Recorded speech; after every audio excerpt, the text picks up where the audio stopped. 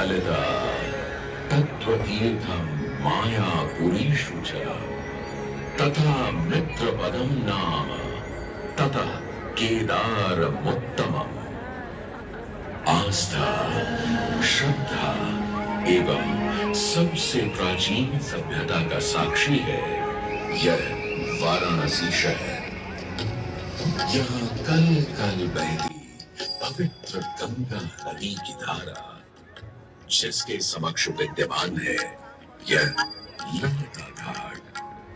मत्स्य पुराण में तीर्थों की चर्चा के अवसर पर ललिता तीर्थ का वर्णन हमें प्राप्त होता है। साथ ही साथ स्कंद पुराण के काशी खंड में भी जहाँ नव दुर्गा घाटों का वर्णन होता है, वहां भी ललिता घाट का नाम अंकित है। ततो ललिता तीर्थं गंगा केशव सन्निधौ तथास्ति ललिता देवी क्षेत्ररक्षाकरी परा साच पूजा प्रयत्नेन सर्वसम्पत् समृद्धये ललिता पूजकानां च जातु विघ्नो न जायते। कृष्ण तृतीयायां ललितां परिपूज्य वै नारी वा पुरुषो वापि लभते वाञ्छितं पदं स्नात्वा च ललिता तीर्थे ललितां प्रणिपत्य वै लभेत् सर्वत्र लालित्यं यद्वा तद्वानुलभ्य च लभेत् सर्वत्र लालित्यं यद्वा तद्वानुलभ्य च। गंगा नदी के तट पर स्थित है ललिता तीर्थ, जहाँ क्षेत्र रक्षा करने वाली दुर्गा रूपी ललिता गौरी का निवास है, जिनकी सभी श्रद्धालु सर्व प्रकार संपत्ति लाभार्थ पूजा अर्चना करते हैं। इस घाट की सबसे विशेष बात यह कि यहाँ शिव के साथ शक्ति के दर्शन भी श्रद्धालुओं को मिलते हैं। घाट के ऊपर गली में मां दुर्गा को समर्पित देवी ललिता का मंदिर विद्यमान है। साथ ही साथ यहाँ काष्ठ एवं ईंट से बना राज राजेश्वर मंदिर भी स्थापित है। भगवान शिव को समर्पित में यह मंदिर नेपाल के पशुपति मंदिर का प्रतीक रूप है। वर्तमान में सुशोभित यह ललिता घाट पूर्व में 3 भागों में विभक्त था। दक्षिण दिशा की ओर से चले तो नेपाली घाट, ललिता घाट एवं राज राजेश्वरी घाट, इनका उल्लेख किया।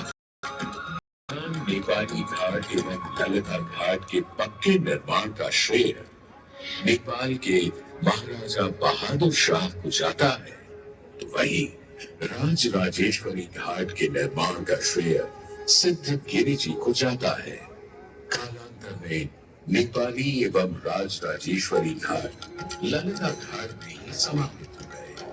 ऐसी मान्यता है कि अश्विन मास की कृष्णा तृतीया के दिन ललिता तीर्थ में स्नान कर देवी के दर्शन करने से श्रद्धालुओं की सभी मनोकामनाएं पूर्ण होती है।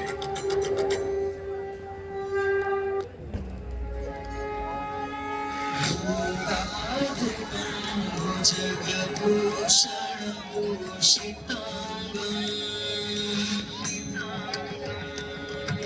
व्याघ्राजनाम्बरधरं जटिलं त्रिनेत्रं शङ्कुशं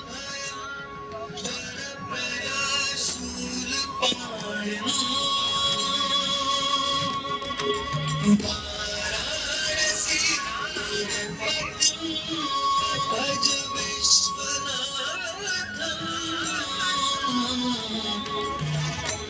जो सभी जीवों के स्वामी है, जो सर्पों को आभूषण के रूप में धारण करते हैं, जो बाघ की खाल को सुशोभित करते हैं, सूर्य, चंद्रमा और अग्नि उनके 3 नेत्र हैं तथा वो जटाधारी है, पाश, अंकुश और त्रिशूलधारी है। वे अपने सभी भक्तों को आशीर्वाद देकर उन्हें भय से सुरक्षा प्रदान करते हैं। ब्रह्मांड के स्वामी एवं वाराणसी के भगवान श्री विश्वनाथ की हम वंदना करते हैं।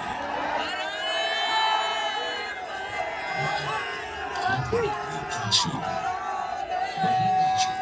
जो स्वयं भगवान शिव के त्रिशूल पर विद्यमान है। सृष्टि के प्रारंभ में महादेव ने जब पृथ्वी पर अपनी दृष्टि डाली तो उन्हें एक भाग चमकता हुआ प्रतीत हुआ। उसी भाग को भगवान शिव ने काशी का नाम दिया। कालांतर में गंगा नदी के तट पर बसी इस काशी नगरी में समय समय पर अनेकों घाट विकसित हुए, जहां श्रद्धालु आकर पूजा अर्चना एवं स्नान किया करते थे। माना तो यह भी जाता है कि यह नगरी एक बहुत सुंदर वन से ढकी हुई थी, जहां पीपल, आम, बरगद, शीशम आदि के वृक्ष हुआ करते थे, जिनकी छाया में बैठ ऋषि मुनि, साधु संत आनंद से तपस्या किया करते थे। इसलिए इस जगह का उल्लेख आनंद वन के नाम से भी किया गया है। जितनी पुरानी काशी नगरी है, उतना ही पुराना यहाँ का काशी विश्वनाथ मंदिर भी है। भगवान शिव को विश्वेश्वर, विश्वनाथ आदि नामों से भी संबोधित किया जाता है, जिनका अर्थ है संपूर्ण विश्व के स्वामी। किंवदंतियों की माने तो सृष्टि के आदि में जब भगवान शिव एवं मां पार्वती पृथ्वी का भ्रमण कर रहे थे, उन्हें यह स्थान बहुत प्रिय लगा। तब मां पार्वती को यहाँ कुछ समय रुकने की इच्छा हुई, तो भगवान शिव अपने लिंग रूप में यहीं स्थापित हो गए। तभी से 12 ज्योतिर्लिंगों में इस मंदिर को विश्वेश्वर मंदिर के नाम से भी जाना जाने लगा, जहां भगवान शिव और माता पार्वती सदैव वास करते हैं। सदियों से इस पवित्र नगरी ने अनेक ऋषि मुनियों, तपस्वियों, धर्म गुरुओं आदि को अपनी ओर आकर्षित किया है। आदि शंकराचार्य एवं मंडन मिश्र ने इसी मंदिर के प्रांगण में बहुत समय व्यतीत किया। समय बदला, दौर बदला, भारत के स्वर्णिम काल पर विदेशी आक्रांताओं की नजर पड़ी, जिसे वे लूटने एवं सनातन संस्कृति को नष्ट करने के उद्देश्य से यहाँ आए। जब प्रथम बार गौरी ने आक्रमण किया, तब पृथ्वीराज चौहान ने उसे पूरी तरह पराजित किया। इस वचन में कि ऐसी गलती दोबारा कभी नहीं होगी, अतः पृथ्वीराज चौहान ने उसे छोड़ दिया। संभवतः यह एक दुर्भाग्यपूर्ण निर्णय था, क्योंकि अंततः गौरी ने पृथ्वीराज चौहान को धोखे से हराया।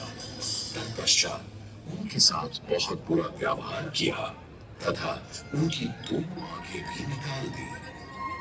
पृथ्वीराज की मृत्यु के उपरांत हिंदुओं का मनोबल कमजोर पड़ गया, जिसके परिणाम स्वरूप आतताइयों ने अन्य मंदिरों के साथ साथ विश्वनाथ मंदिर को भी क्षति पहुंचाई। यह ऐसा काला दौर था जिसके स्मरण करने मात्र से आंखें नम पड़ जाती हैं। परंतु समय सदा एक सा नहीं रहता और दुख के ये बादल भी सुख में बदलने वाले थे। एक धार्मिक सम्मेलन में राजा टोडरमल की भेंट नारायण भट्ट से हुई। नारायण भट्ट एक बहुत भारी व्यक्ति थे। दोनों ही धार्मिक इंसान थे और नित्य प्रति भगवान की पूजा अर्चना करना अपना परम कर्तव्य समझते थे। दोनों ने काशी विश्वनाथ के इस पावन मंदिर का जीर्णोद्धार करवाया और वीरान बड़े खंडहरों में एक नई जान डाल दी। 16वीं सदी में संत तुलसीदास ने यहाँ रामचरितमानस की चौपाइयों को पढ़ा था तथा संत एकनाथ ने भी यहीं पर वारकरी संप्रदाय का महान ग्रंथ श्री एकनाथी भागवत लिखकर पूरा किया था। लगभग 17वीं शताब्दी के मध्य में मराठा शासक मल्हार राव होलकर ने काशी विश्वनाथ मंदिर के पुनर्निर्माण की योजना बनाई। ये कार्य वे तो नहीं कर पाए, परंतु उनकी पुत्र वधू अहिल्याबाई होलकर जी ने इसे सन 1776 से 1778 के बीच पूरा किया। वर्तमान काशी विश्वनाथ मंदिर निर्माण का श्रेय अहिल्याबाई होलकर जी को ही जाता है। इनके अलावा महाराजा रणजीत सिंह ने 1000 किलो शुद्ध सोने से निर्मित छत्र को इस मंदिर पर लगवाया। जहां ग्वालियर की महारानी फैजाबाई ने ज्ञानवापी का मंडप बनवाया, तो वहीं नेपाल के महाराजा ने यहाँ नंदी की प्रतिमा स्थापित करवाई। सनातन संस्कृति को सुरक्षित रखने के लिए जिससे जो बन सका उसने वैसा किया और वर्तमान में भी यह क्रम देखने को मिल रहा है। सन 2022 में भारत के प्रधानमंत्री नरेंद्र मोदी ने